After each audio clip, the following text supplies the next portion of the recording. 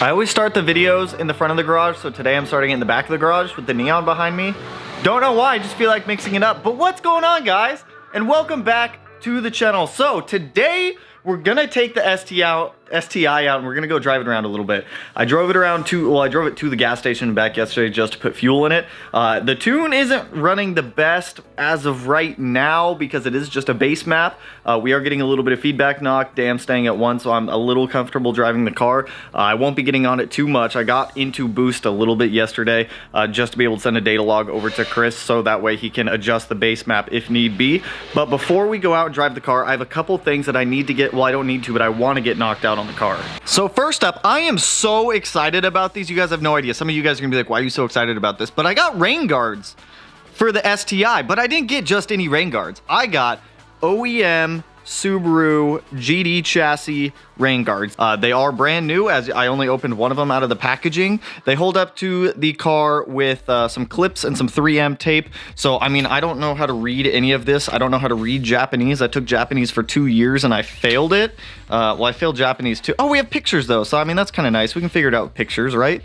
Everyone can figure everything out with pictures. So there's some clips that come with these rain guards. I'm gonna time lapse going through one side of it just because, like I said, I have no idea how to install these. I'll kind of give you guys a breakdown on the other side once I get this deciphered. And then before we go out on the drive, I'm also gonna change the oil to this break-in oil from Mutual, this 10W40. I'm gonna run this in the car for about a week before we go to the dyno. We go to the dyno 1 week from today, you guys. 1 week from today. So all of the small issues with this, we need to get worked out like as soon as possible. So I'm hoping that this helps break things in a little bit. Right now there's just Mutual 5W40 in there. We're gonna be swapping to this 10W40 break-in oil just to hope that that helps get things a little more broken in a little bit more quickly. So let me jump on this real quick. Let me get the driver's side done, and then I'll give you guys like a rundown of the passenger side. I'm just gonna go through, decipher all of this. There's like some measurements. Looks like I gotta pull out some window seals or something. I don't know, give me a little bit and I'll figure this out.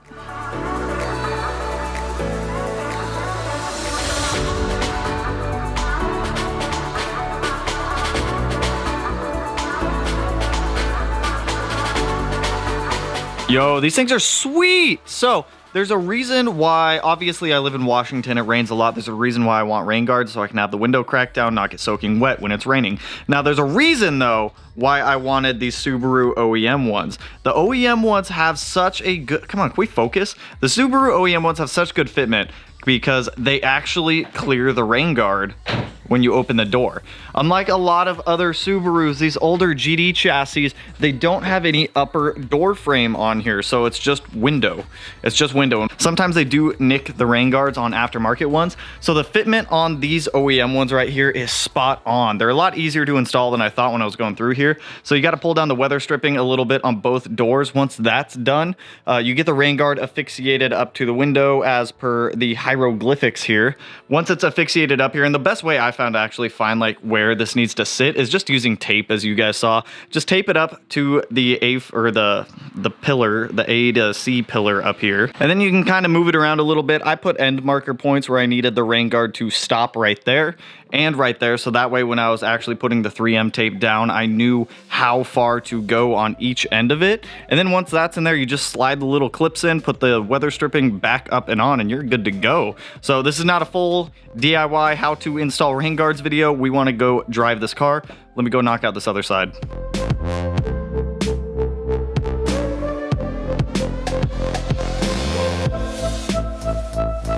All right, we've got our new rain guards on. I'm pretty happy with the outcome of these. These came out absolutely awesome. One tip, if you do install some OEM ones like this, is measure from this point where the rain guard ends to the end of the trim, and that should be 150 millimeters.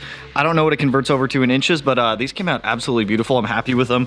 We have no issues with nicking of the doors on the rain guards, which I'm all about. So next up, we need to change the oil in the car over to this break-in oil. This is once again the 10W40 Mutual mineral oil. I'm just gonna be running this for about a week, week and a half. I need to break in the clutch on this car a little bit before sending it to the dyno. And it still seems like such a fresh motor that I just wanna try running this through here and see if anything changes. So you guys know how to change your oil. I'm not gonna walk you through it. It's fairly simple. Let me knock this out.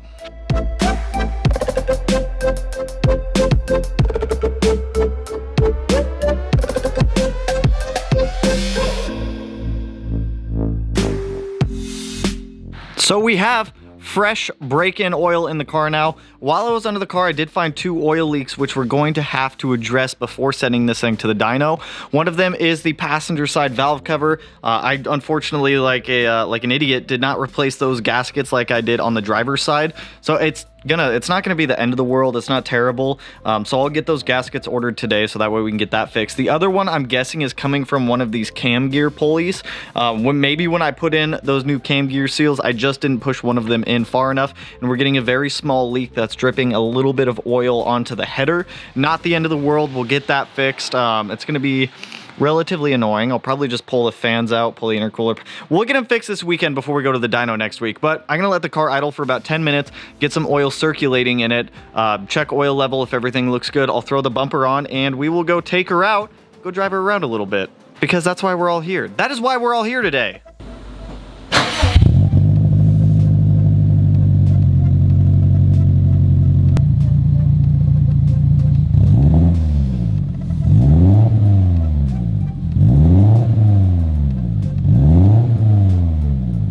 Alright, let's make sure we're Gucci. Oh yeah, we solid.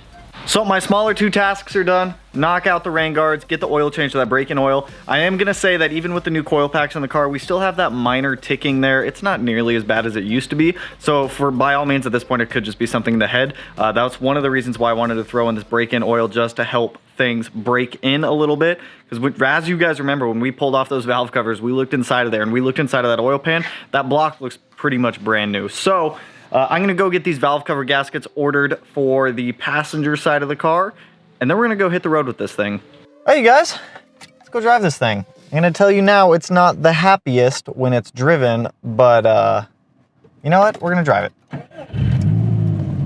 Starts up first try just fine. Let's test out these nice rain guards. Boop, boop. Get some fresh air while we drive. Close. So since well, it's only my second time driving it since we got it back up and running, but I did notice the first time we do need an alignment pretty bad. I may try to DIY the alignment. I don't have all the alignment arms to be able to do it myself, but she drives, you guys. I wouldn't say that she's driving like great. It's very choppy right now. So hopefully if I get a new revision from Chris for this base tune just to be able to drive down to the dyno, it is cleaned up a little bit. I haven't taken it on the freeway yet, and we have been getting a little bit of feedback knock here and there.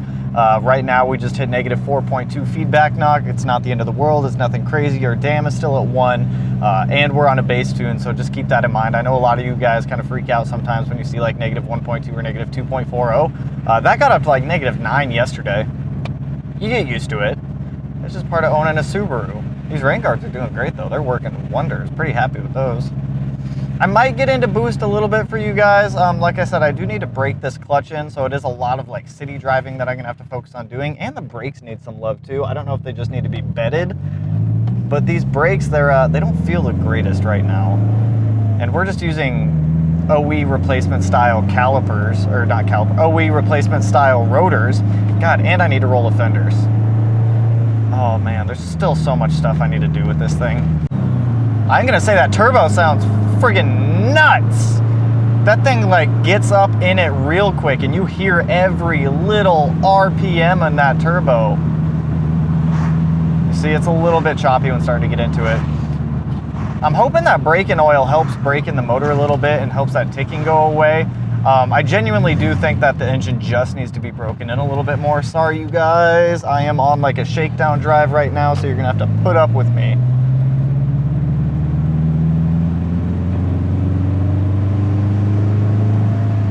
I actually don't hear the ticking right now, which is kind of nice.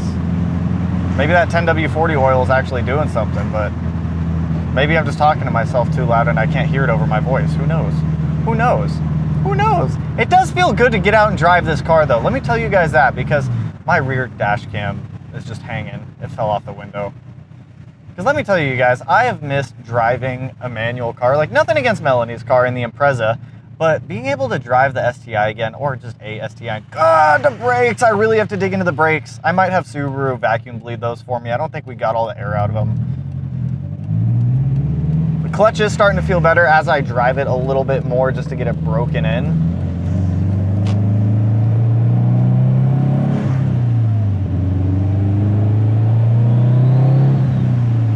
I don't even know if you guys can hear that turbo right now, but Jesus, that FP Black just straight whistles, just getting into boost. Oh, oh, oh. I love it. I love it so much. Get some fluid circulating, get this clutch broken in. But it feels, oh God.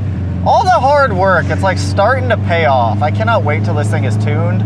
We definitely need some tires for this car. We definitely need an alignment.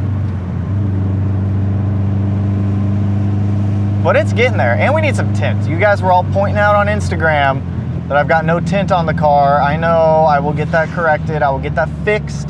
We will get some tint on the car. You know, I'm probably gonna drive it around a little bit longer than I was anticipating. A, I just want to drive it at this point, and B, it's probably better for the car to get some clutch wear in and get those fluids circulating. But we're just trying to get some. Okay, there we go. Coolant temps are going back down. We're just trying to get some wear in our brake pads here, some wear on the clutch. Like the first half of pedal travel with the brakes right now just feel like squish, which I know that master cylinder brace will definitely help clean it up. I think I bought the Grimspeed one. I don't know, it definitely helps, especially with the flex that you guys, or that you get in the firewall with these cars. Jesus, see, it's like whenever coming off of a stop. So hopefully Chris can clean up the base map for us a little bit. The car sounds really good though. It does not, it's a very similar setup to how we had the 2017 STi, but it sounds entirely different. It still retains some of the Subaru goodness that we all love in the Rumble. It's not as major. Oh, see, there we go. We shifted. It was a little stumbly, negative 2.8. Oh, that was a little bumpy. But I think for the most part, it's fairly safe to drive at this point on the road. I mean, obviously, once we get those 2 oil leaks fixed, because we have that one on the passenger valve cover, which I already ordered those from Subaru, and I guess they had them in stock because my order's already ready for pickup. And then I think the wing gaskets are also ready, so hopefully we can pick all of that up today. Come on, clutch and flywheel, let's break ourselves in here. Ooh, that was a little choppy of a start.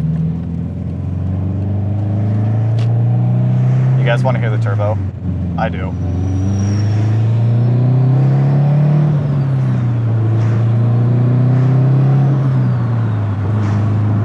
We dipped into the positive PSIs a little bit. We hit 1/3 of a pound of boost.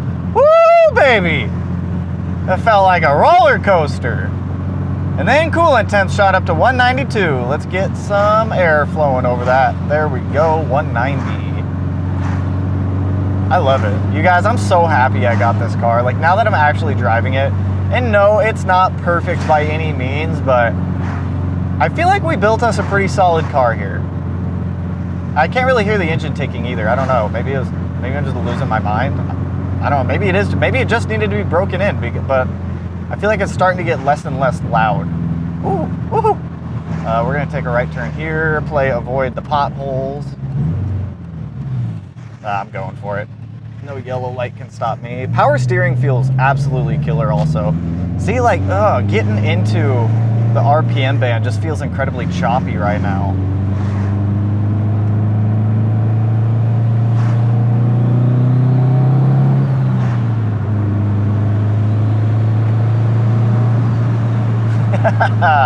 The turbo sounds so gnarly. I cannot wait to hear this thing on the dyno. Like I said, we're not going to be out for like a long drive. We're headed back to the house right now. I just wanted to make sure that we were getting some good oil circulation. We're starting to break things in a little bit. We're getting a little bit of city driving done as well. I don't think I'm going to end the video quite when we get back. I think I'm going to wait till after we get back from Subaru to see if they can figure out and fix that quick oil leak for us. And then also, if those wing gaskets are there, we're going to go ahead and get the wing thrown back on tonight as well. Which I'm like very interested in that. I put out that poll on the community tab asking you guys what you prefer. Oh, that's a big bump. Woo! Asking you guys if you prefer winged or wingless, and a lot more people chose winged over wingless. I was actually quite surprised. Like, when the time comes, I am going to go wingless on this car. I do want you guys to fully understand that. But for the time being, the wing is going to go back on. I'm just pleasantly surprised by how many people said that they preferred winged STIs. Blows my mind. But let's get this thing back in the garage at the house. I'm gonna like actually listen to the car for a minute, so that way I don't have to like keep talking and driving. So I'll see you guys back in the garage. Well, things kind of took a different turn than I was expecting. The STI is staying at Subaru for a couple days. The oil pump took a fat poo on us today.